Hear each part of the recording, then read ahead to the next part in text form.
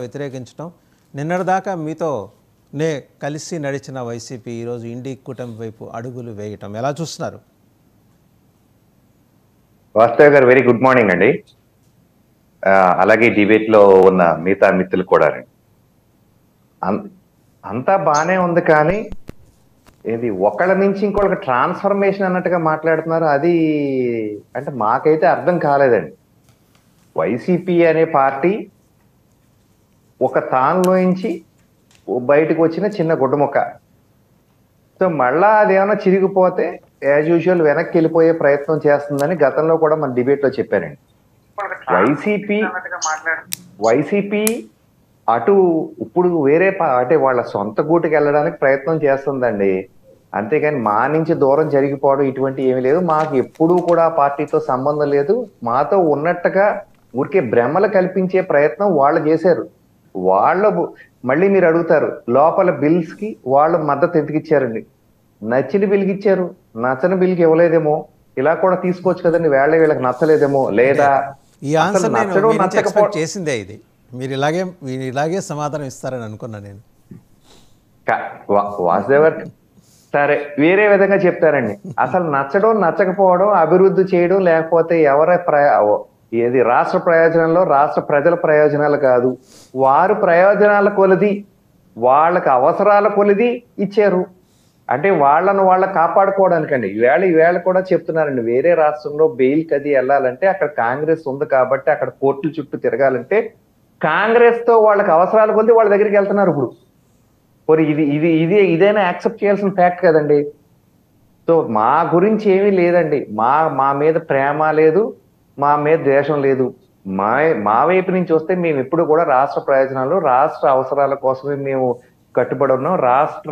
రాష్ట్రానికి ఏమైనా అన్యాయం జరుగుతుంటే భారతీయ జనతా పార్టీ ఈ రాష్ట్రంలో కూడా గతంలో వైసీపీ మీద ఫైట్ చేస్తా ఉంది. అసలు యాక్చువల్ గా చెప్పాలంటే మొదట అవినీతి మీద ఈ ప్రభుత్వం చేస్తున్న అన్యాయాల మీద పోరాటం స్టార్ట్ చేసిందే భారతీయ జనతా పార్టీ 2019 నుంచి కానీ 20 నుంచి కానీ చూస్తే అగ్రెసివ్ గా. ఆ తర్వాతే మిగతా పార్టీలు మాతో జాయిన్ అయ్యారండి. రైట్. అశోక్ బాబు గారు, మీరు ఎలా చూస్తున్నారు వైసీపీ అడుగుల్ని? అంటే ఇంకా చంద్రబాబు నాయుడు గారు కట్టడి చేశారు బీజేపీని, ఎట్టి పరిస్థితుల్లో వైసీపీ తోటి హిడెన్ ఫ్రెండ్షిప్ వద్దు, మేము మీకు బాసటగా నిలిచాం కాబట్టి మమ్మల్ని పూర్తిగా విశ్వాసంలోకి తీసుకోండి, పరిగణలోకి తీసుకోండి అని చెప్పిన కారణంగా వైసీపీని దూరంగా నెట్టేయడంతో ఈ బిల్లు సాగుతోటి, వక్ఫ్ బోర్డు బిల్లు సాగుతోటి వైసీపీ ఇండి కూటమి వైపు అడుగులేస్తున్నట్టు కనిపిస్తోంది. మీరు ఎలా చూస్తున్నారు?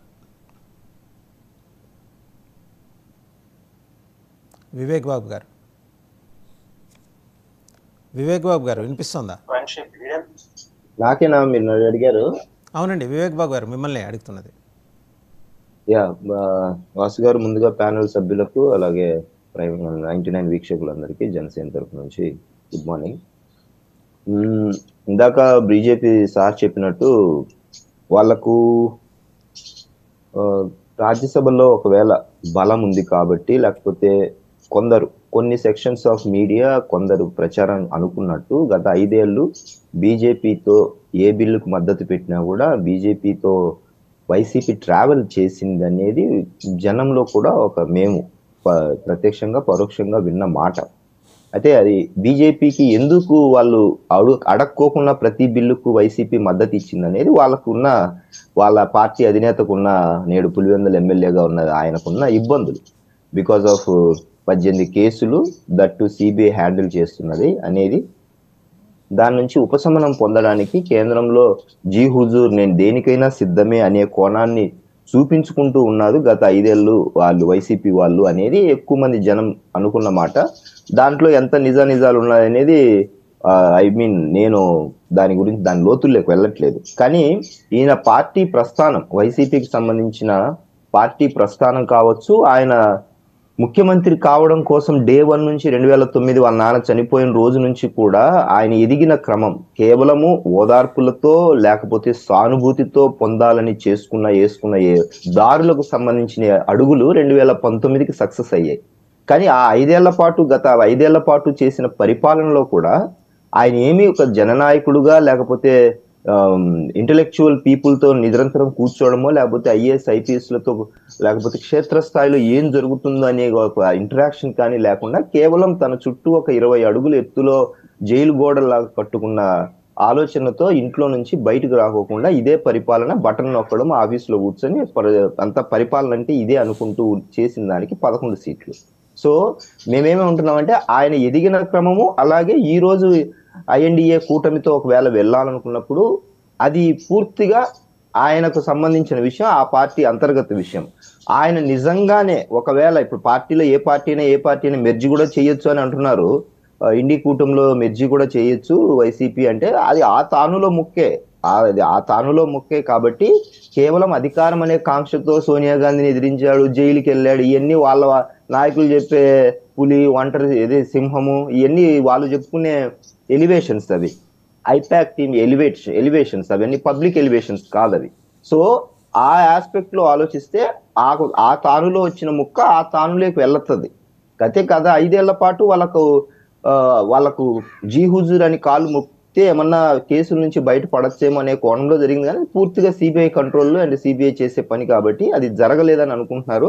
మేబీ ఇప్పుడు అవకాశం వచ్చింది కాబట్టి అటువైపే వెళ్దాము, ఎందుకంటే ఇటు ఎన్డీఏకి దారులు ఆల్రెడీ మూసుకుపోయాయి, కలవడానికి కుదరదు, ఎందుకంటే బద్ధ శత్రువులుగా ఉన్నాము.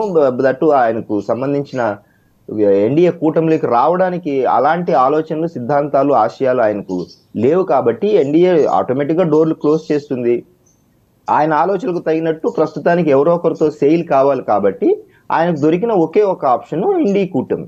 సో సహజంగానే అటువైపే వెళ్తాడు. అయితే ఇక్కడ ట్విస్ట్ ఏంటంటే చెల్లెలతో తను స్టేట్ లో ఎలా పోరాడతారు, లేకపోతే కన్విన్స్ అవుతారా, లేకపోతే ఎలా ఉంటది అనేది మనం రానున్న రోజుల్లో ఒక రసవత్తర రాజకీయం అయితే తెర మీద చూస్తాం ఒకవేళ ఇండి కూటమికి వెళ్తే ఈయన. అయితే నాకు తెలిసి ఈయనను ఒక కరివేపాకు లాగా ఎవరైనా వాడుకుని వదిలేస్తారు తప్ప ఈయనతో ఎవరు సెయిల్ అవ్వరు. బికాజ్ కరివేపాకు అన్నా యూజ్ అవుతుంది కానీ ఆరోగ్యరీత్యా ఈయన మాత్రం యూజ్ అవ్వడు ఎవరికి. బికాజ్ ఈజ్ యాటిట్యూడ్ ప్రాబ్లం, ఆయనకి యాటిట్యూడ్ ప్రాబ్లం ఉంది కాబట్టి ఆయన ఎవరితోనూ సెయిల్ అవ్వలేడు, ఆయన ఎవరికి యూజ్ కాడు. నాకు తెలిసి పక్కాగా మనకు కనిపిస్తున్న ఫ్యాక్ట్స్ అలాగే ఉన్నాయి కాబట్టి ఆయన ఎవరినైనా సరే ప్రవర్తించే తీరు, తీసుకునే విధానము, ప్రతిపక్షంలో ఉన్నప్పుడు ఒకలాగా, అధికారంలో ఉన్నప్పుడు ఒకలాగా ప్రవర్తించే విధానము మనం చూసాం కాబట్టి ఆయన ఎవరైనా వాడుకుంటారు తప్ప ఆయన ఎవరికి ఉపయోగపడడు.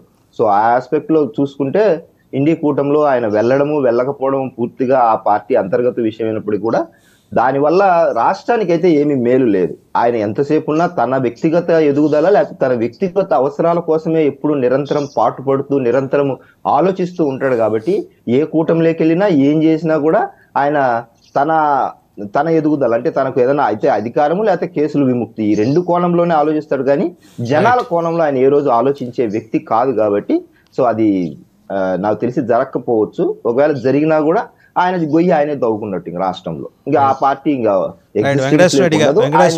నమ్మడానికి కూడా ఉండదు. రైట్ అండి. వెంకటేశ్వర రెడ్డి గారు మాట్లాడతారు. వెంకటేశ్వర రెడ్డి గారు, మీ అడుగులు ఇండి కుటుంబం వైపు పడుతున్నాయా?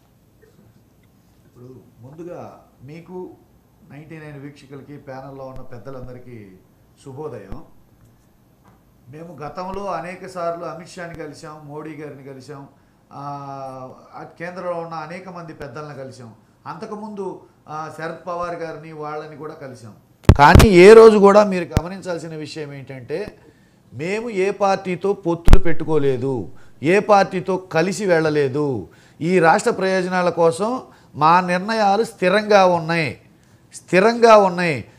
ఈ రాష్ట్ర ప్రయోజనాల కోసం అవసరమైతే నష్టం జరిగేటట్టుంటే కేంద్రంలో ఉన్న పెద్దలు ఎంత పెద్దవాళ్ళైనా వాళ్ళ నిర్ణయాలకి ఎదురు చెప్పే దమ్ము సత్తా మాకుంది. కాబట్టే మేము ఈరోజు అంటే నేను ఇందాక రామ్ కుమార్ గారు ఒక మాట అన్నారు దీనికి ముందు, అంటే స్వప్రయోజనాల కోసం, వ్యక్తిగత ప్రయోజనాల కోసం వాళ్ళకి నచ్చిన బిల్లులకి వాళ్ళు మద్దతు ఇచ్చారు, వాళ్ళకి నచ్చని బిల్లులకి పక్కకెళ్ళి ఉండొచ్చు కదా అని చెప్పేసి అన్నారు.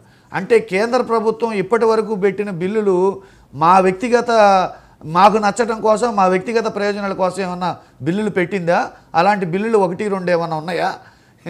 కేంద్ర ప్రభుత్వం పెట్టినా, రాష్ట్ర ప్రభుత్వం ప్రయాణం చేసిన ప్రజానాయకులందరూ ప్రజా ప్రయోజనాల కోసం, రాష్ట్ర ప్రయోజనాల కోసం పనిచేస్తారు. ఈ పాయింట్ నేను ఖచ్చితంగా పార్టీ రహితంగా నేను నమ్ముతున్నాను. మీరు ఇంకా రామ్ కుమార్ గారు వ్యక్తిగత ప్రయోజనాల కోసం, వైసీపీ వ్యక్తిగత ప్రయోజనాల కోసం కేంద్రంలో ఏమన్నా బిల్లులు పెడతారా, లేకపోతే ఇప్పుడు టీడీపీ వ్యక్తిగత ప్రయోజనాల కోసం ఏమన్నా బిల్లులు ప్రవేశపెడతారా అనేది వాళ్ళ విచక్షణకు వదిలేద్దాం. బిల్లు ఎవరైనా ఒక పార్టీ కోసం పెడతారండి? ప్లీజ్, మీరే కదా అన్నది. వాళ్ళకి నచ్చిన బిల్లులకి వాళ్ళ వ్యక్తిగత అవసరాల కోసం మీరు మద్దతు ఇచ్చారు. ఇప్పుడు నచ్చిన బిల్లు వ్యక్తిగత అవసరాలు కాదని బయట వాళ్ళకి మద్దతు మీరు అన్నమాట కొన్ని నిమిషాల క్రితం మీరు అన్నది మీరు పరిశీవేట్ చేసుకోండి. మీరు అన్నది కొన్ని నిమిషాల క్రితం మీరు పరిశీవేట్ చేసుకోండి క్లియర్గా.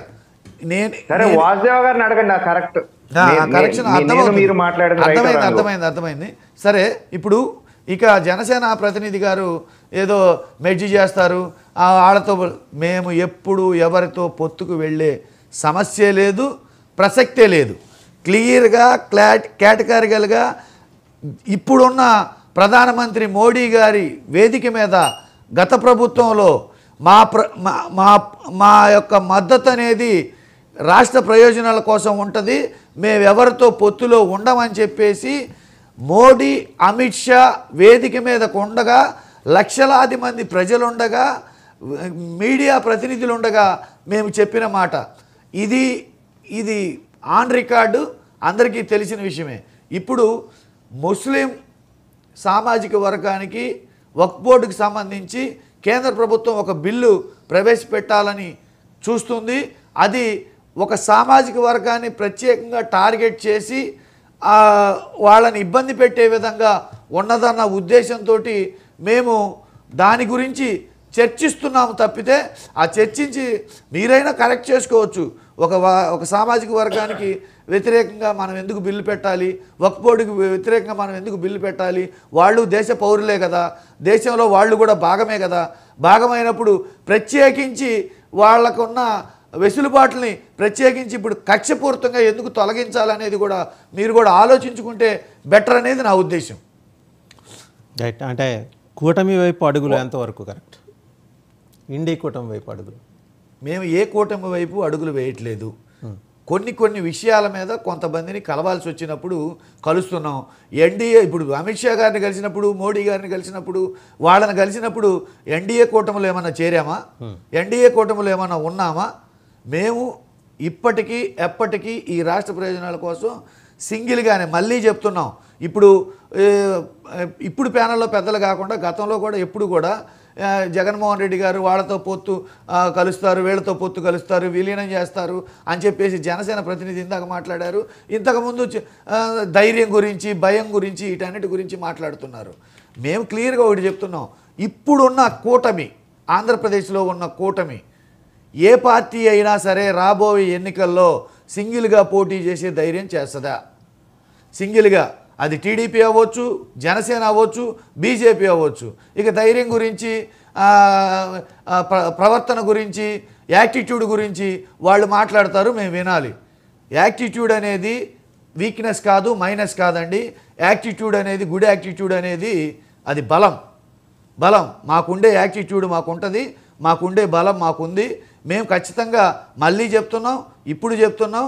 గతంలో పోటీ చేసాం సింగిల్గా, 2 సీట్లు ఉన్నప్పుడు, 18 సీట్లకు పోటీ చేసినప్పుడు, 175 సీట్లకు పోటీ చేసినప్పుడు సింగిల్గానే పోటీ చేసాం, మళ్ళీ సింగిల్గానే పోటీ చేస్తాం.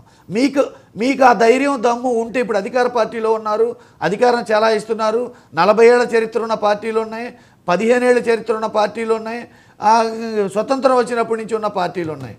చెప్పండి, ఆంధ్రప్రదేశ్లో మీరు సింగిల్గా ఏ పార్టీ అయినా పోటీ చేసే మీకు ఉందా? ఆ డైలాగ్ చెప్పే ధైర్యం మీకు ఉందా? తెలుగుదేశం అధికార వాసుదేవ్ గారు ఒక్క నిమిషం అండి. సార్, ఇప్పుడు ఇందాక నేను అన్నదాంట్లో మీరు కొంచెం క్లారిటీ తెలుసుకోవాలి. వారు ఒక ప్రభుత్వంలో ఉన్న వాళ్ళు ఒక పార్టీ కోసం బిల్లు పెడతారని అడుగుతారేంటంటే నాకు అర్థం కాదు. మీరన్న మాట ప్రభుత్వంలో బిల్స్ పెట్టడం అంటే బిల్స్ అంటే మీకోసం, ప్రయోజనాల కోసం అని బీజేపీ కోసం జగన్మోహన్ రెడ్డి గారు వ్యక్తిగత ప్రయోజనాల కోసం బిల్లుకి మద్దతు తెలిపారు. నేను క్వశ్చన్ అడిగాక ఆన్సర్ చేయండి. వాసుదేవ్ గారు, నా పాయింట్ ఏంటంటే బిల్స్ పెడితే బిల్స్ ఆ పార్టీకి అవసరమా, లేదా నచ్చితేనో, లేదా వాళ్ళ స్వప్రయోజనాలు ఉంటే తప్పితే వాళ్ళు, అంతేకాని ఒక పార్టీతో అంటే బిల్స్ బిల్స్లో స్వప్రయోజనాలు ఏముంటాయండి? ఓటింగ్ అనేది రెండు వేరు అవునా కాదా వాసు గారు? బిల్స్లో స్వప్రయోజనాలు ఉంటే బిల్స్ పెడతారా మీరు? అవసరమో లేకపోతే వాళ్ళ స్వప్రయోజనాలు అలా ఏమైనా పెట్టారా ఇంతకుముందు? వాళ్ళకేమి మాతో అంటే కూటమిలో ఉన్నట్టుగా కాదు అనేది నా పాయింట్. మీరేమంటారు? బిల్స్ మా కోసం పెడతారు, నీ కోసం ఎందుకు పెడతారండి? వైఎస్ఆర్సీపీ ఏమన్నా ఈ రాష్ట్రంలో కాదు ఈ దేశంలో మీరే అల్టిమేట్ డిక్టేటర్షిప్ ఉన్నదా మీకు? రాష్ట్ర ప్రయోజనంలో లేదా దేశ ప్రయోజనాల కోసం బిల్స్ పెడతారు, రాష్ట్ర ప్రయోజనాల కోసం అసెంబ్లీలో పెడతారు, దేశ ప్రయోజనాల కోసం పార్లమెంట్ లో పెడతారు.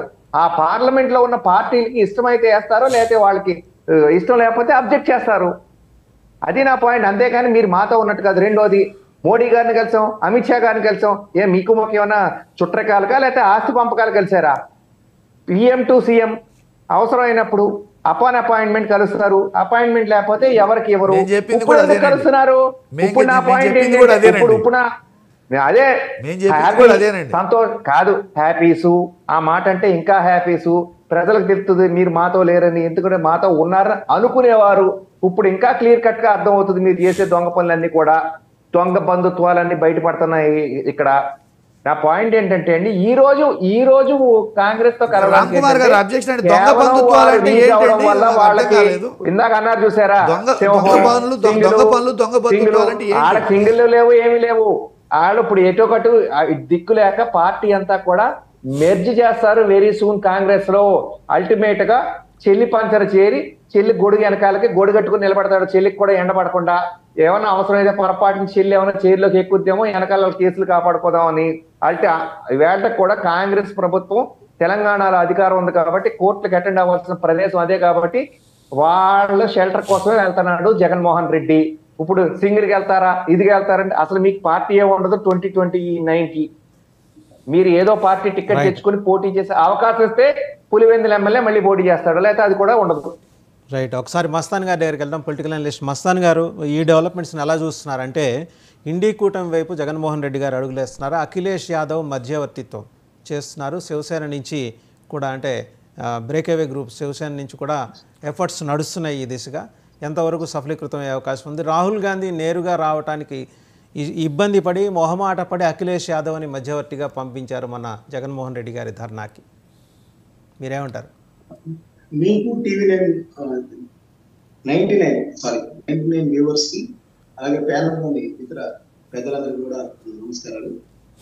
ఇక్కడ ప్రధానంగా మనం చూసినట్లయితే ప్రస్తుతం ఆంధ్రప్రదేశ్ లో వైసీపీ పరిస్థితి 151 స్థానాల నుంచి 11 స్థానాలకి దిగజారిన పరిస్థితి.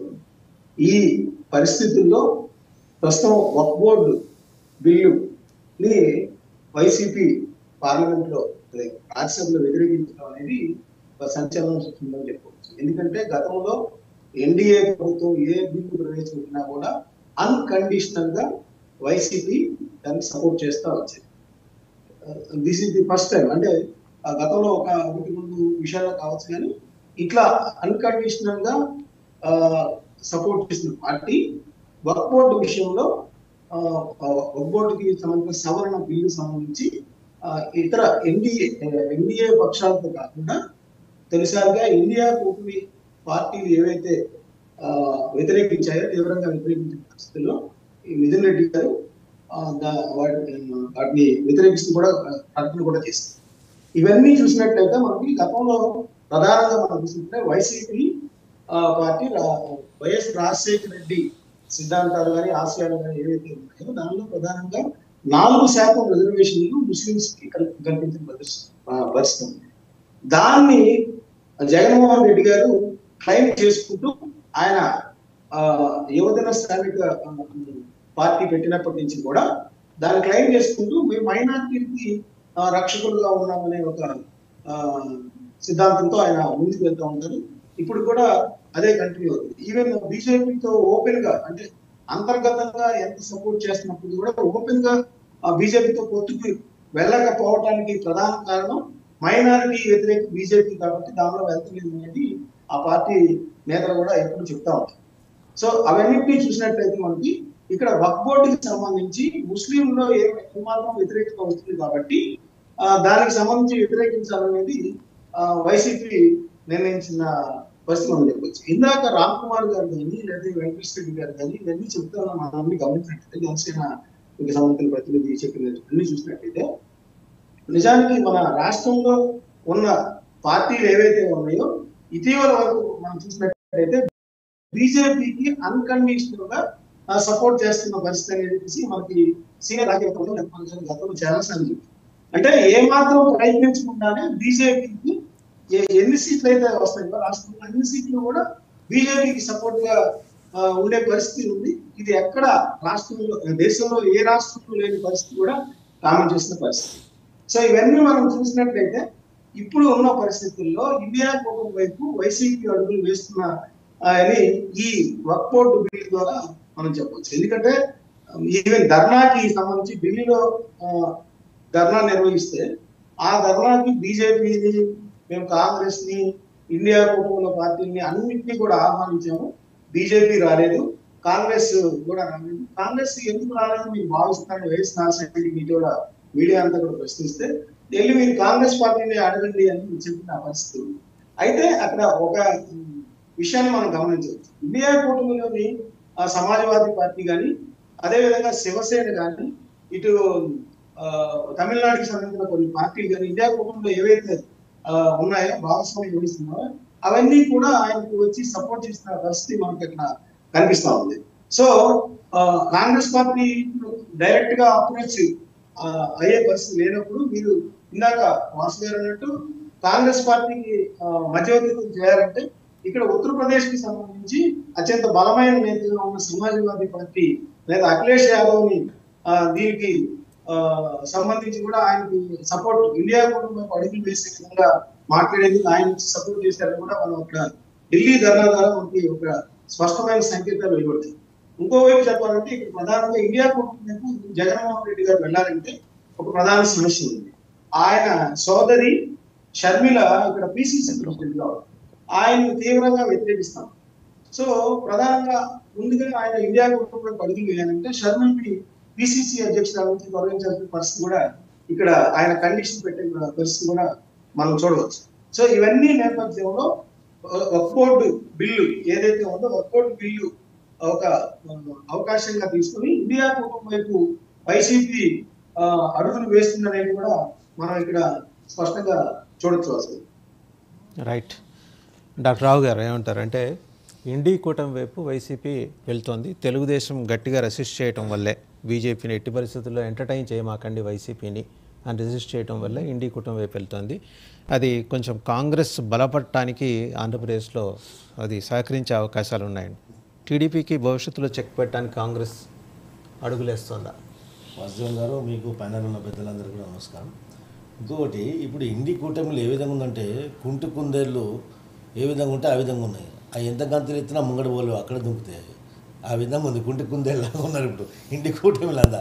ఆ ఇండి కూటమిలో ఈ మొత్తం మోర్చపోయిన వాళ్ళు పోయి అన్న కలిస్తే ఏమవుతుంది?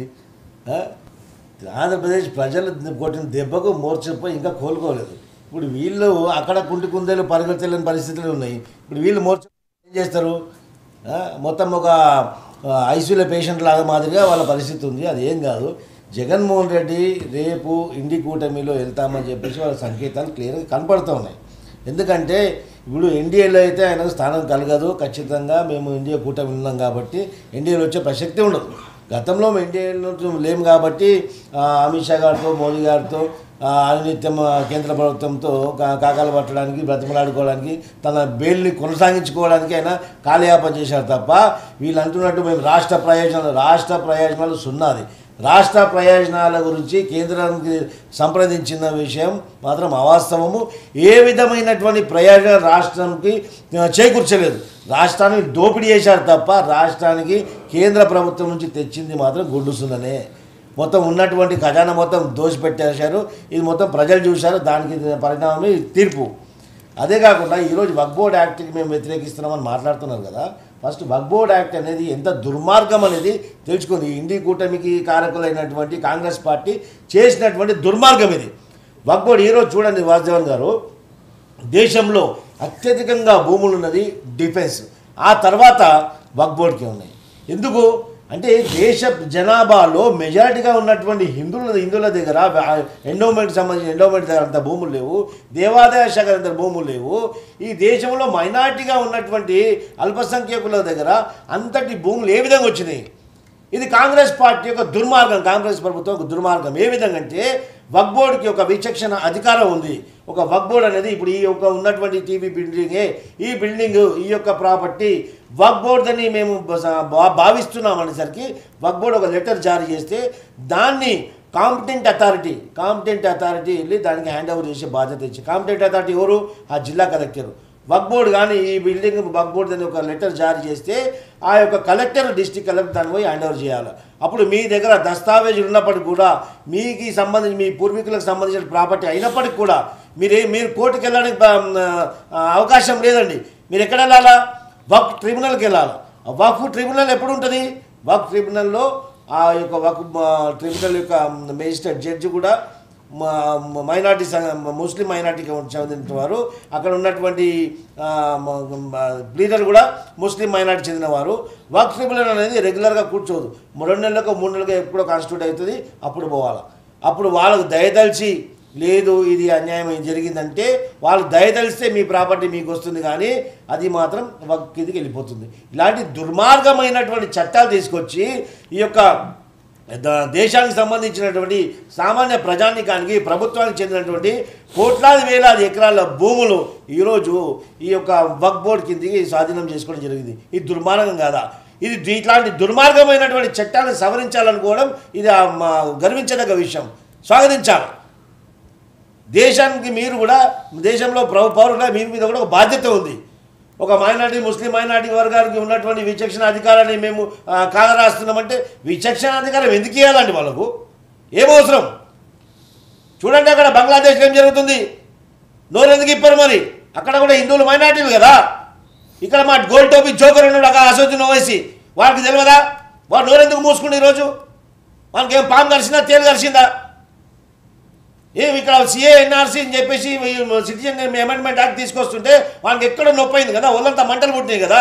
అక్కడ హిందువులను చంపి హిందువుల దేవాలయాలు మొత్తం ధ్వంసం చేస్తుంటే, వాళ్ళని ఊచకోత కోస్తుంటే ఇప్పుడు ఏమైంది? ఇలాంటి దుర్మార్గులని పెంచి పోషించింది కాంగ్రెస్ పార్టీ. మళ్ళీ దాంతో పాటు పుట్టినటువంటి పిల్ల కాంగ్రెస్. ఫస్ట్ వక్ఫ్ బోర్డ్ అనే యాక్ట్ అనేది ఎంత దళిద్రం, ఎంత దుర్మార్గం అని దాన్ని తెలుసుకోండి. ముస్లింలు మేము దేశం నుంచి వెళ్ళగొట్టామని చెప్పలేదు. సామాన్య పౌరుడిగా ఏ విధంగా హిందువులకు అధికారాలు ఉన్నాయో, రాజ్యాంగ అధికారాలు ఏ విధంగా వాళ్ళకు కూడా పొందామని చెప్పండి. మేము డెమోక్రటిక్ రైట్స్ వాళ్ళకి ఇవ్వడానికి మేము అపోజ్ చేయట్లేదు. కానీ ఇలాంటి విచక్షణాధికారాలు తీసుకొచ్చి దేశ సమగ్రతను ఇవాళ దీన్ని సాకుగా తీసుకొని వైసీపీ ఇండి కూటమి వైపు అడుగులేస్తుంది. ఓన్లీ తగలబడమని చెప్పండి సార్, మాకేమైంది? దేశాన్ని సర్వనాశనం చేసిందా ఇండి కూటమి? ఇండి కూటమిలో ఎవరున్నారు చెప్పండి, ఇక్కడ రండి. ఇండి కూటమికి సంబంధించి మమతా బెనర్జీ ఈరోజు బెంగాలీ ఇష్యూలో ఏం చెప్పింది? యార్ వెల్కమింగ్ నరేంద్ర మోదీ గారు అని చెప్పేసి. అంటే నరేంద్ర మోదీ గారు తీసుకుంటున్న ఒక డిప్లొమాటిక్ డిసిషన్స్, నిర్ణయాలు ఏ విధంగా ఉన్నాయి, ప్రపంచం మొత్తం నిబ్బరపోయే విధంగా ఉన్నాయి. అలాంటి నాయకుడు మనకు ఉన్నందుకు గర్వించాలి. దేశం మొత్తం గర్వంతో తలెత్తుకుంటుంది. ఒక పొరుగు దేశంలో ప్రధానమంత్రికి ఇబ్బంది కలిగినప్పుడు అక్కడ వెళ్ళి మన డిఫెన్స్ ద్వారా లిఫ్ట్ చేసి ఈరోజు ఆమెకు స్థానం కల్పించారు. ఈరోజు దొంగలు, దుర్మార్గులు, అవకాశవాద రాజకీయాలు చేసేటువంటి అమెరికా కానీ లండన్ కానీ ఏ విధంగా ముఖం చాటేశారండి? అంటే దొంగలకు ఒసామా బిన్ లాదెన్కి కానీ, ఇంకోటి నవాజ్ షరీఫ్ కానీ, పర్వేజ్ ముషర్రఫ్ కానీ అలాంటి వాళ్ళకు స్థావరం ఇస్తారు, ఆశ్రయం ఇస్తారు. షేక్ హసీనాకు ఆశ్రయం ఇయ్యరా? రైట్, మళ్ళీ వస్తాను మీ దగ్గరికి. ఒకసారి వివేక్ బాబు గారి దగ్గరికి వెళ్తాం. వివేక్ బాబు గారు నిన్న బెంగళూరులో డిప్యూటీ ముఖ్యమంత్రి చేసిన వ్యాఖ్యలు ఏ రకంగా అర్థం చేసుకోవాలి? ఒకప్పుడు విలన్లని హైలైట్ చేసి వాళ్ళు చేసిన తప్పిదాలని ఎండగడుతూ హీరోలు చేసే విన్యాసాలతో సినిమాలు వచ్చేవి. ఇప్పుడు స్మగ్లర్లే హీరోలు అవుతున్నారు. పుష్ప నేపథ్యం దీంట్లో ఏదైనా ఉందా, లేకపోతే ఆయన ప్రకృతి ప్రేమికుడిగా మాత్రమే ఈ వ్యాఖ్య చేసి ఉంటారా? ఆయన అటెండ్ అయిన సమావేశానికి ఉన్న కాంటెక్స్ట్ని బట్టి ఎలా చూడాలి? ఎందుకంటే నిన్న నుంచి సోషల్ మీడియాలో దీని మీద విస్తారంగా చర్చ జరుగుతుంది. మెగా కాంపౌండ్కి అల్లు కాంపౌండ్కి మధ్య ఏమన్నా చిచ్చు నడుస్తుందా? అంటే మా అధినేత ఉప ముఖ్యమంత్రి గారు పవన్ కళ్యాణ్ గారి ఆలోచన విధానాన్ని చాలా సందర్భాల్లో మేము తెలియజేయడం జరిగింది. మరోసారి తెలియజేస్తాను ఆయన ఆలోచన విధానం ఎలా ఉంటుంది. గత 5 ఏళ్ల పాటు హోటల్లో బయటికి రాకోకుండా, పార్టీ ఆఫీస్ నుంచి బయటికి రాకుండా, ఈవెన్ కార్లో నుంచి బయటికి రాకోకుండా కూడా 5 ఏళ్ల పాటు సప్రెస్ చేసినప్పటికీ కూడా అధికారం ఇంకా చేపట్టక ముందే గెలిచిన రోజే సాయంత్రమే మనం వెండేట పాలిటిక్స్ కాదు, మనకు బాధ్యత ఉంది, వ్యక్తిగత ఆలోచనలు, వ్యక్తిగత శత్రుత్వాలు అవన్నీ మర్చిపోదాం, మనకు సంబంధం లేదు, మనం ఇప్పుడు అధికారంలోకి రాబోతున్నాం అంటూ చేసిన వ్యాఖ్యను ఒకసారి మనం విశ్లేషిస్తే, అంటే గత 5 ఏళ్ల పాటు అంత సప్రెస్ చేసినప్పటికీ కూడా మనము ఆయన్ను ప్రత్యర్థిగా కాదు, శత్రువు కాదు, జస్ట్ ఈజ్ ఏ పొలిటీషియన్, మనకు సంబంధం లేదు, ఆయన 5 ఏళ్ల పాటు ముఖ్యమంత్రిగా ఉన్నాడు, మనం ఇప్పుడు అధికారం లేక రాబోతున్నాం, మనకు అవన్నీ అవసరం లేదు, చట్టబద్ధమైన పాలన అందించబోతున్నాం అని అంత సప్రెస్ చేసిన వ్యక్తి పట్లే ఆయన అలా ఉన్నప్పుడు, సో ఒక కుటుంబంలో వ్యక్తి గురించి కానీ లేకపోతే సినిమాకు సంబంధించిన కొన్ని పాత్రలకు సంబంధించి ఆయన ఒకరిని టార్గెట్ చేయడం అంత నేరోగా ఆయన ఎప్పుడు ఆలోచించారు. Point number 1. రెండోది వచ్చేసరికి విలన్లను గతంలో విలన్లుగా చూపించేవారు, సమాజానికి ఒక వ్యతిరేకమైన భావంతో ఉన్న వ్యక్తుల్ని వాళ్ళని తప్పుగానే చూపించేవారు. అయితే ఇప్పుడు వస్తున్న కల్చర్ ఎలాగా మారిందనే దానికి, లేకపోతే విలన్లే హీరోల కింద మారుతున్నారు అనేది ఇది ఒక పెద్ద డిబేటబుల్ సబ్జెక్ట్. కోడి ముందా గుడ్డు ముందా అనేది ప్రజలు అలా కోరుకుంటున్నారు కాబట్టి మేము అలా తీస్తున్నామంటూ డైరెక్టర్లు అంటున్నారు. డైరెక్టర్లు అలాంటి సబ్జెక్టులు ఇప్పుడు నవతరం కొత్త తరం అలా చూస్తున్నారు కాబట్టి ప్రజలు కోరుకుంటున్నది మేము ఇస్తున్నామని డైరెక్టర్లు అంటున్నారు. ప్రజలకు కూడా వాళ్ళు ఇస్తున్నారు కాబట్టి మేము చూస్తున్నామని ప్రజలు అంటున్నారు. ఇందులో ఏది కరెక్ట్ అంటే గిన ఇద్దరికి బాధ్యత ఉంటుంది. సో సమాజంలో ఇలాంటి ఇన్ఫ్లుయెన్స్డ్ మీడియా ఒక మాధ్యమం అనేది, సినిమా మాధ్యమం అనేది చాలా పెద్దది. అలాగే మన రాష్ట్రంలో లేకపోతే తెలంగాణలో చాలా విస్తృతంగా, సౌత్లో ఎక్కువ సినిమాకు సంబంధించిన ఆలోచన విధానము, ఆరాధన భావం ఎక్కువ ఉంటుంది కాబట్టి హీరోల పట్ల అది ఒక అలవాటు చేసుకుంటారేమో, ఆ దిశగా అలవాటు చేసుకుంటారేమో. సో అలాంటి క్యారెక్టర్లు సినిమా హీరోలు కూడా చేసేటప్పుడు నాకు కూడా ఇబ్బందిగా ఉంటుందని కూడా అదే మాట కూడా చెప్పారు ఆయన కూడా. నేను చేసేటప్పుడు కూడా నాకు కూడా ఇబ్బందిగా ఉంటుంది అనే కోణాన్ని చెబుతూ, వీలైనంత వరకు సమాజానికి మేలు చేసే పాత్రలు, లేకపోతే సమాజంలో మన పాత్ర ఎలాగా ఉంటే బాగుంటుందనే ఆలోచన విధానం అనేది డైరెక్టర్లు కానీ హీరోలు కానీ ఆలోచిస్తే బాగుంటది. సో ఆయన పరోక్షంగా లేకపోతే ప్రత్యక్షంగా అన్నట్టు కాదు, ఓవరాల్ గా ఆయన ఆలోచన విధానము, పవన్ కళ్యాణ్ గారి ఆలోచన విధానం ఎలా ఉంది, సమాజం పట్ల బాధ్యతతో ఉండాలి ప్రతి వ్యక్తి, ఇంక్లూడింగ్ ఆయన అసెంబ్లీలో చెప్పిన మాట ఉదాహరణగా తీసుకుంటే, సమాజం పట్ల కన్సర్న్ నుండి బాధ్యతగా పనిచేసే ప్రతి వ్యక్తికి కూడా ఆ యొక్క ఆలోచన విధానం ఉంటే ఏమవుతుందంటే సమాజం కూడా బాగుంటుంది. లేకపోతే గిన దాన్ని అలవాటుగా, అంటే ఒక విలన్ ఆలోచన విధానాన్ని యువత అలవాటు చేసుకుంటే నష్టం జరుగుతుందనే కోణాన్ని మనము కొంచెం విస్తృత ఆలోచనతో చేస్తే మనకు అర్థమవుతుంది వాసుదేవన్ గారు. సో పుష్పకి ఈ ఆయన చేసిన వ్యాఖ్యలకి ఎలాంటి సంబంధం లేదంటారు? లేదు అలాంటి ఆలోచన, ఎందుకంటే ఆయన వెళ్ళిందే వ్యాఖ్యలకి లేదు ఏం సంబంధం లేదు. ఎందుకంటే ఆయన వెళ్ళిన కాంటెస్ట్ కూడా అడవులకు సంబంధించిన, ఏనుగులకు సంబంధించినది వెళ్ళారు కాబట్టి, అలాగే ఎర్రచందనానికి సంబంధించిన దోపిడీ జరుగుతుంది. మొత్తం 3 రాష్ట్రాలు, ఆంధ్రప్రదేశ్, కర్ణాటక అండ్ తెలంగాణ 3 రాష్ట్రాల పరిధిలో జరుగుతుంది కాబట్టి ఈ దోపిడీ.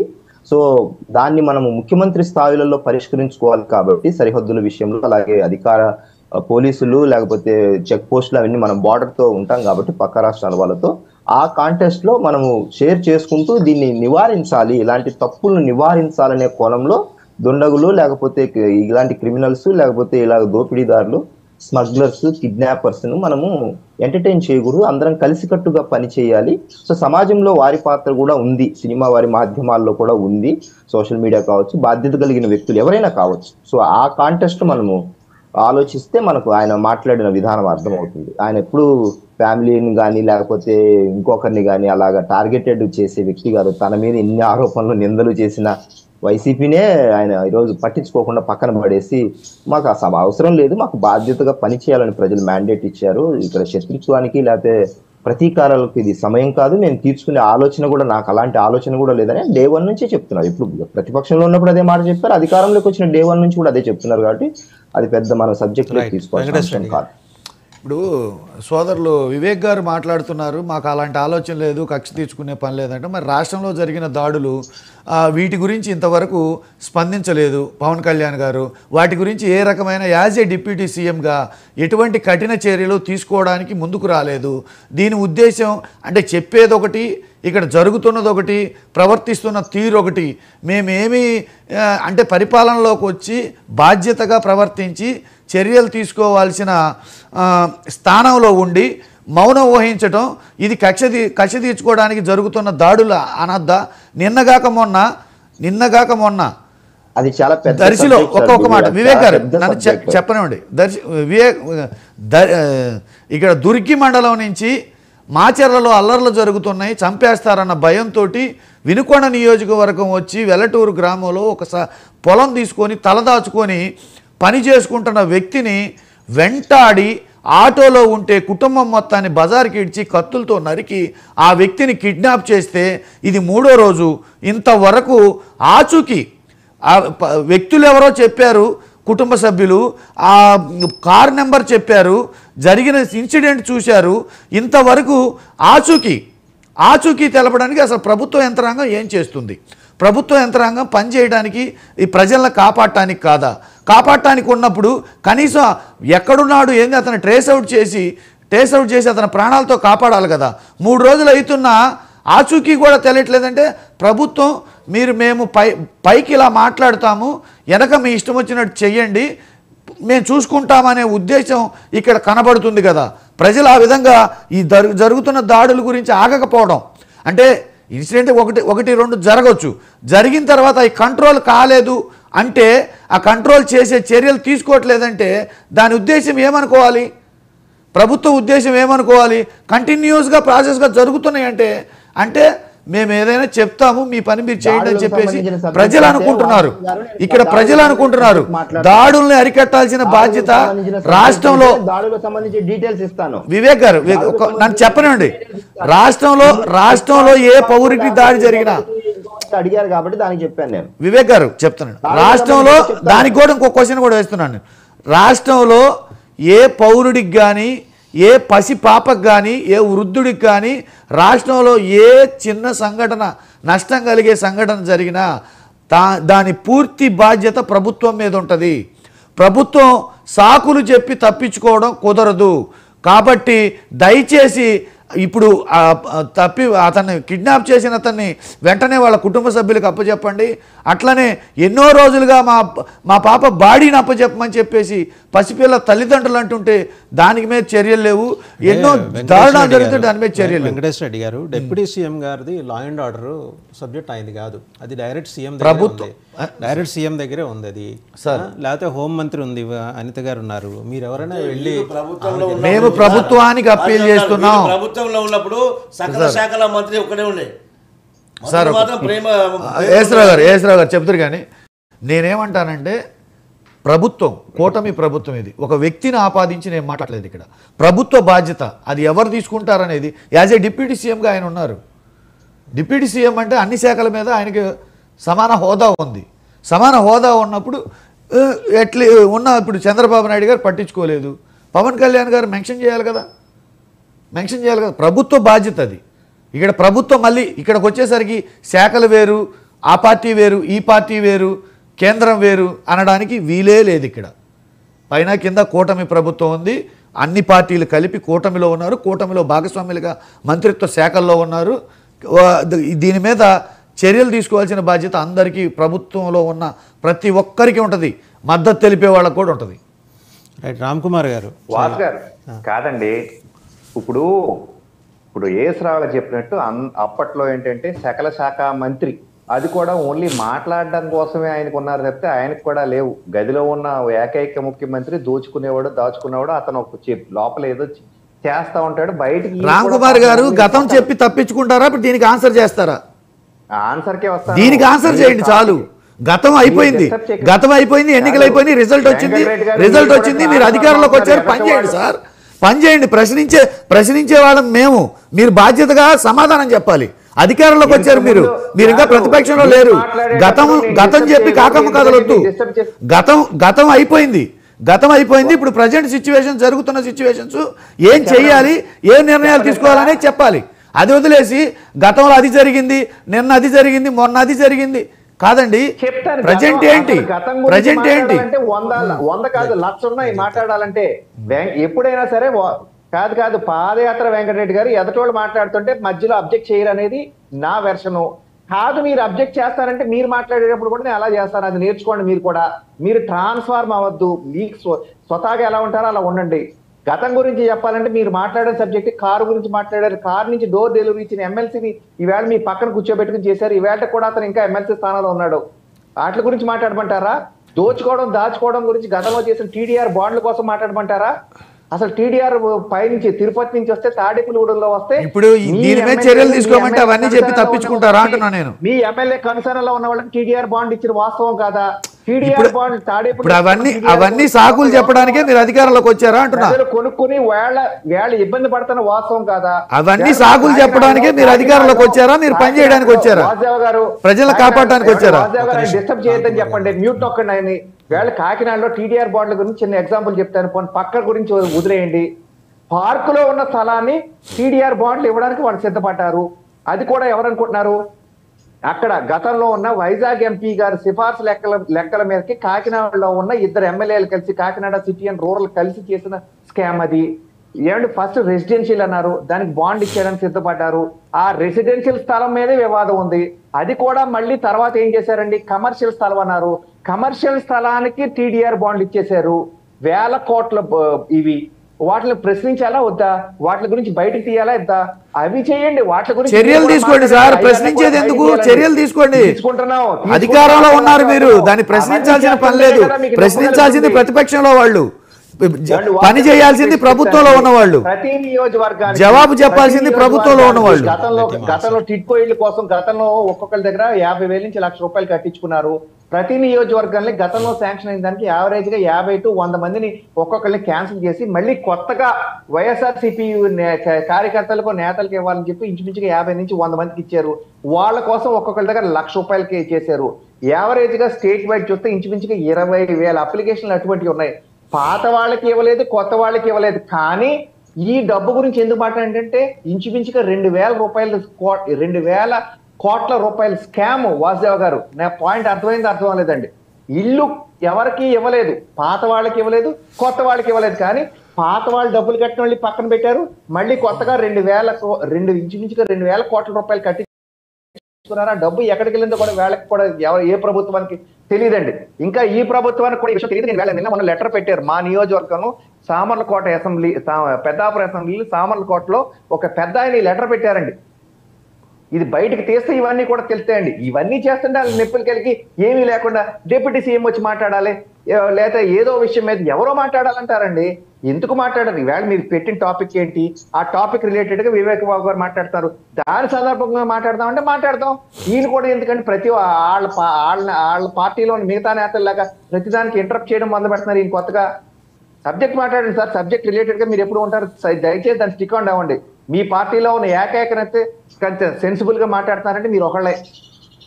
సో వెంకటేశ్వర రెడ్డి గారికి అప్రిసియేషన్, మీరు ఒకళ్ళే మీ పార్టీలో సెన్సిబుల్గా మాట్లాడుతున్నారని. ఒకసారి మస్తాన్ గారు మాట్లాడతారు. మస్తాన్ గారు, డిప్యూటీ సీఎం పవన్ కళ్యాణ్ గారు చూసిన వ్యాఖ్యలు మనం చూసినట్టయితే ఇందాక మీరు ఆ క్వశ్చన్ కొద్దిగా డైవర్ట్ అయినట్టుగా నాకు చర్చ. పవన్ కళ్యాణ్ గారి మాటల్లో చెప్పాలంటే ఆయన ప్రకృతి ప్రేమికుడు.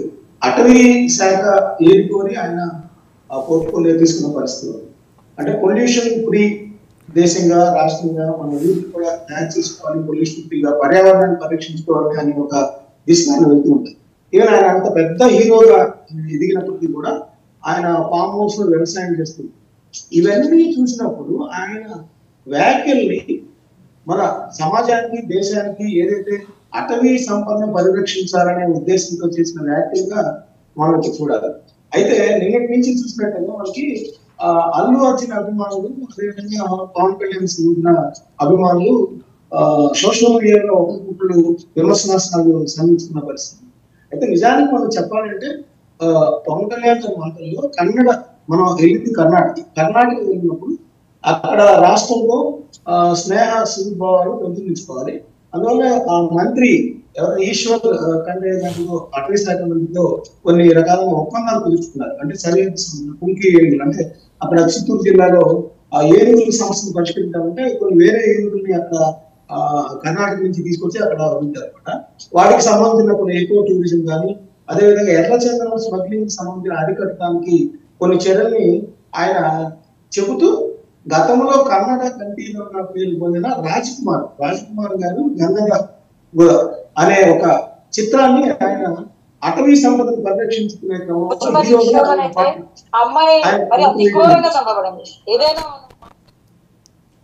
రైట్ మాట్లాడండి కైండ్లీ అండి. మిగిలిన వాళ్ళు ఎవరి దగ్గర మ్యూట్ చేసుకోండి, వేరే వాయిస్ అవుట్ సైడ్ డిస్టర్బెన్స్ వస్తుంది. రైట్ మస్తాన్ గారు మీరు మాట్లాడండి. అయితే ఆ సందర్భంలో ఆయన కర్ణాటక వెళ్ళాం కాబట్టి కర్ణాటకకు సంబంధించిన సూపర్ స్టార్ ఆ చిత్రాన్ని అటవీ సంపద రక్షించే హీరోగా పాత్ర పోషించి 40 ఏళ్ల క్రితం ఆ విధంగా ఉండేది.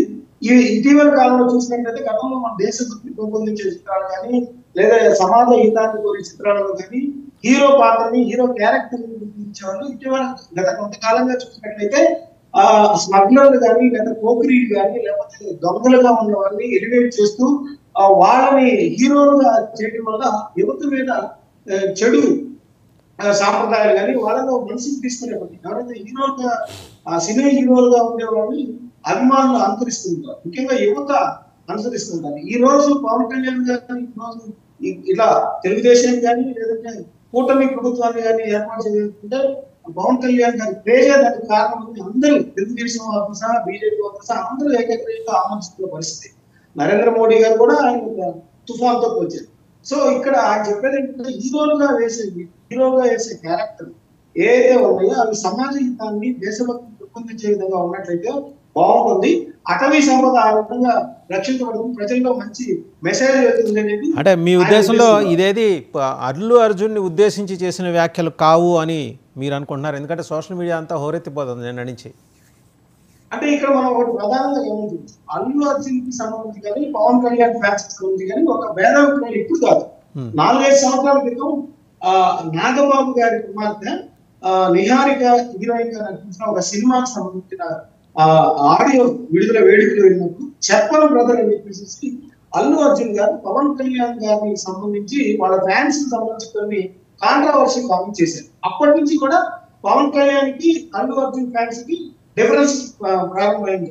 అది ఇటీవల మన ఎన్నికల్లో అల్లు అర్జున్ శిల్పా రవి గారికి సపోర్ట్ గా ప్రచారానికి వెళ్ళినప్పుడు మరింత పెరిగాయని కూడా మనం చెప్పచ్చు. ఎందుకంటే ఆ అల్లు అర్జున్ ప్రచారం చేసిన శిల్పా రవి ఓటమి చెందడం, అదేవిధంగా అనూహ్యంగా జనసేన 100 స్ట్రైక్ రేట్ తో విజయం సాధించడం అనేది ఇక్కడ మనం చూడొచ్చు.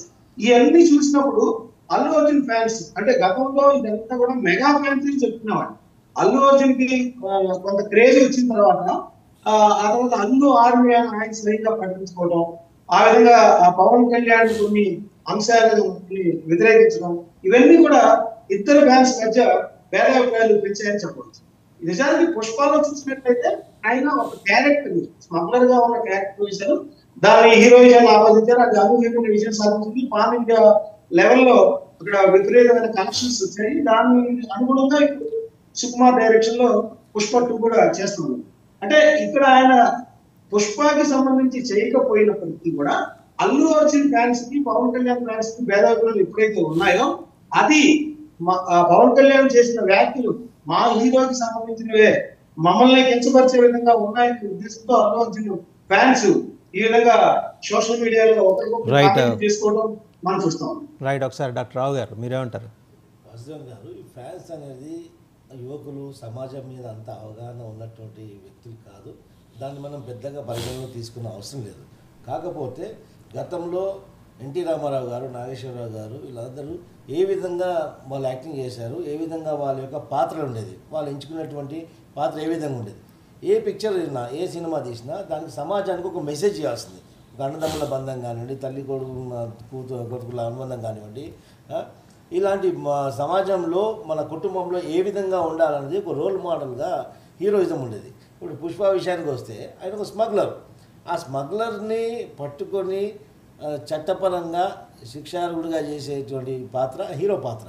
ఆ హీరో పాత్ర అనేది అక్కడ మొత్తం కనుమరుగైపోయి ఒక విలన్ పాత్రని హీరోగా చేస్తే ఏమవుతుందంటే రేపు ఈరోజు యువకులు సమాజంలో ఇంత అవగాహన లేనటువంటి వ్యక్తులు యువకులు, ఆ యువకులు రేపు దేశానికి రాష్ట్రానికి భవిష్యత్తు వాళ్ళు.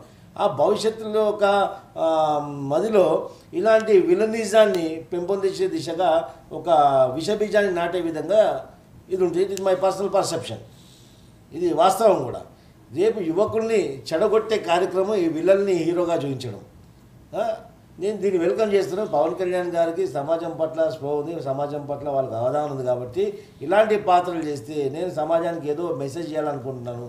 అలాంటి వ్యక్తులకు ఇలాంటి పాత్రలు చేస్తే నాకు కూడా అలాంటి రోల్స్ వస్తే డైరెక్టర్సు ప్రొడ్యూసర్సు కమర్షియల్గా ఆలోచించవచ్చు, వాళ్ళ ఒక వ్యాపార కోణంలో వాళ్ళు చూస్తుండొచ్చు. కానీ ఒక హీరో, ఒక సినిమా హీరో అనేవాడు సమాజాన్ని ప్రభావితం చేసే వ్యక్తి, సమాజంలో ప్రభావితం చేసే వ్యక్తి కాబట్టి మన యొక్క ప్రభావం ఎంతో కాస్త సమాజంలో పడుతుంది. కాబట్టి ఈ సమాజాన్ని పాడు చేసే కార్యక్రమంలో మనం కూడా ఒక పాత్ర వహించవలసి వస్తుంది. కాబట్టి ఇలాంటి పాత్రలు చేయకుండా ఉంటే ఈ యొక్క చూస్తున్నటువంటి 99 టీవీ చూస్తున్నటువంటి ప్రేక్షకులందరికీ కూడా ఈ యొక్క 99 ఛానల్ ద్వారా నేను కూడా చెప్తున్నాను, ఈ యొక్క విలనిజాన్ని మీరు కూడా వ్యతిరేకించండి, విలనిజాన్ని మీరు కూడా ఫాలో చేయకండి, ముఖ్యంగా యువకులు.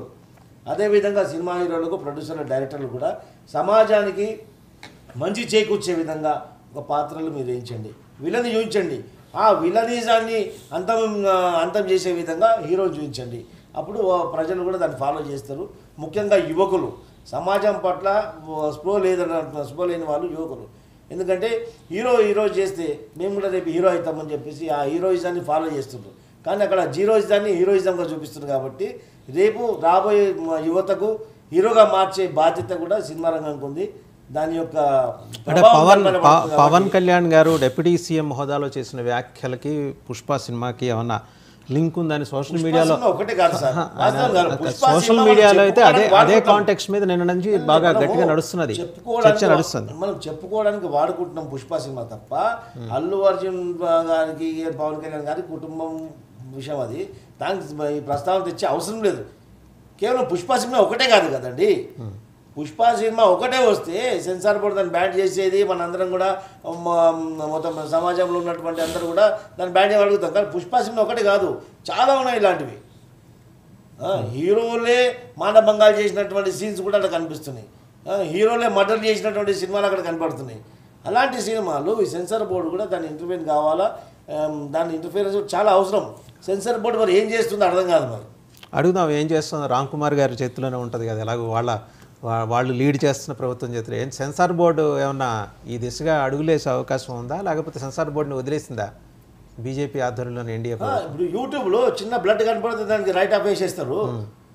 మరి సెన్సార్ బోర్డు ఎందుకు ఇలాంటి ఏమన్నా మాడిఫికేషన్స్, సవరణలు, చట్టాలు? ఎందుకంటే చాలా సవరణలు, దాదాపు 40 సవరణలు చెప్పారు వక్ఫ్ బోర్డు బిల్లుకి. అలాగే సెన్సార్ బోర్డు వ్యవహారాల్లో కూడా ఏమన్నా కేంద్రం సీరియస్గా ఉండే అవకాశం ఉందా?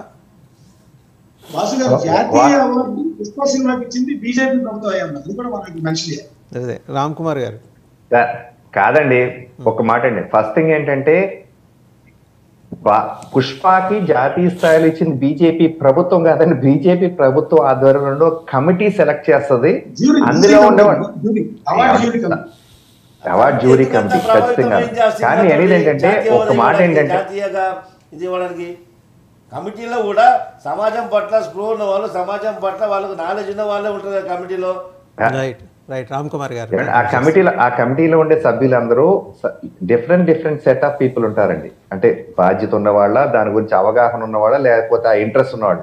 సినిమాని సినిమాగా చూడాలి, సినిమాని Ram Kumar sorry for censor board members అనేది కూడా వాళ్ళు ఎందుకు, సెన్సార్ బోర్డు ఎందుకు ఉంటుంది, మెంబర్స్ ఎందుకు ఉంటారు?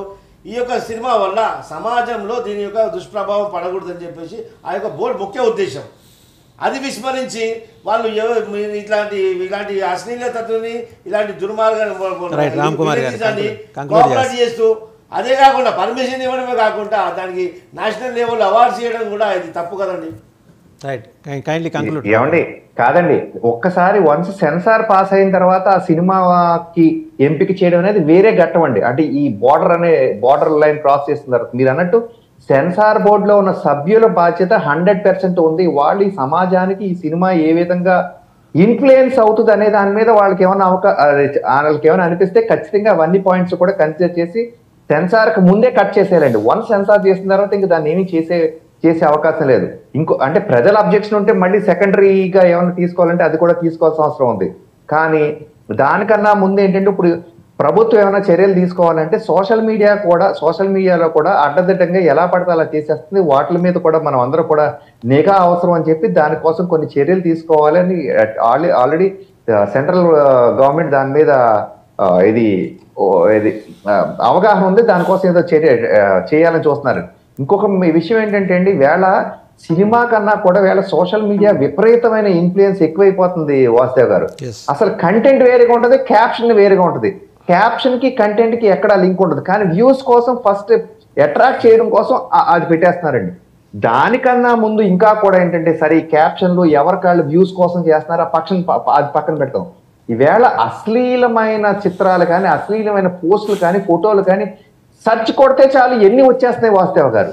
ఏంటి ఏజ్ లిమిట్? ఇప్పుడు నేనేమన్నా ఒక యూట్యూబ్ ఛానల్ లేకపోతే నేను ఒక ప్రొఫైల్ క్రియేట్ చేసుకుని అనుకోండి, నా ఏజ్ 18+ అని పెట్టాను అనుకోండి, నాకు ఇష్టం వచ్చి అంతే అన్లిమిటెడ్. చెప్పాలంటే సెక్స్ కూడా అవైలబుల్ గా ఉంది కదా వాసుదేవ్ గారు. ఇది ఎంతవరకు అవసరం? ఒక్కొక్కసారి ఇంటర్నెట్ చేసే మామూలు కాదండి. గవర్నమెంట్ ఆఫ్ ఇండియా దీని మీద కాల్ తీసుకుంటుందని ఆశిద్దాం. Thank you very much Ram Kumar గారు, డాక్టర్ ఎస్